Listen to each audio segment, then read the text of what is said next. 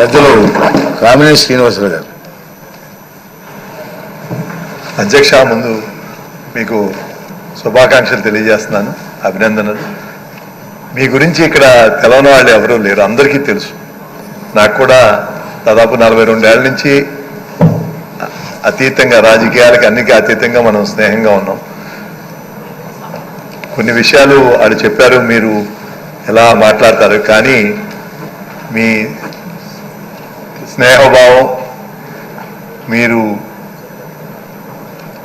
నమ్మిన సిద్ధాంతానికి కట్టుబడి ఉంటాం, అలాగే నిష్కర్షగా నిర్మోహంగా మాట్లాడతాం, మోస్ట్ డిపెండబుల్ పర్సన్గా మీరు ఒక మంచి పేరు తెచ్చుకున్నారు.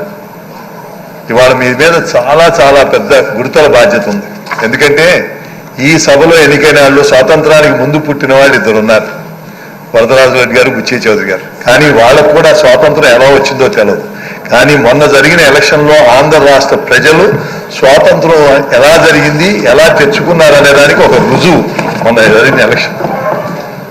స్వాతంత్ర పోరాటం ఏం జరిగిందో తెలియదు, మొన్న ప్రజలు ఆ రకంగా తీర్పిచ్చారు ఎన్డీఏకి.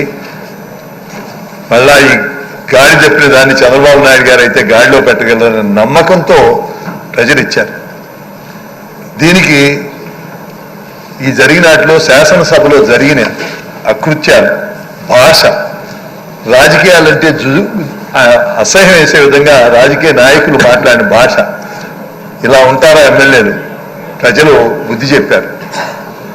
అమాయకులు అనుకో మాకండి, అవసరం వచ్చినప్పుడు చెప్తారు. అలాగే ఎంత పక్షపాత ధోరణి ఇక్కడ జరిగే, వాళ్ళకి ఏ ఛానల్స్ అయితే ఆ ఛానల్స్లోనే పెడతాం. అలాగే గౌరవ ప్రతిపక్ష నాయకుడిని ఎంత అవమానంగా, అంటే ఆయన తలదించి కూర్చుంటే, అంటే మనం చేస్తానని మంచి అనుకున్నారు. అందుకని మీ మీద దానివల్ల మనం కూడా కొన్ని తప్పులు చేశాం.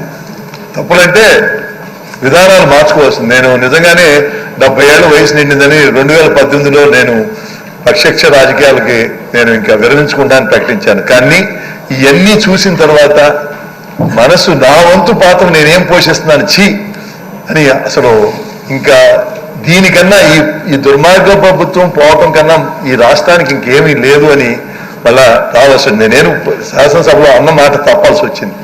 నేను మీకు కోరేది ఏంటంటే, ఇవాళ ప్రజలు చాలా ఎక్కువ ఎక్స్పెక్ట్ చేస్తారు మన మీద. అందుకని అర్థవంతమైన చర్చలు జరిగి ఈ శాసనసభ ద్వారా మళ్ళా అట్లాంటి చీకటి రోజులు రాకుండా చూడవలసిన బాధ్యత మీ మీద ఉంది. తప్పకుండా మీకు మేము అందరం సహకరిస్తామని చెప్తూ సెలవు తీసుకుంటాం. ఇప్పుడు రఘురామరాజు గారు.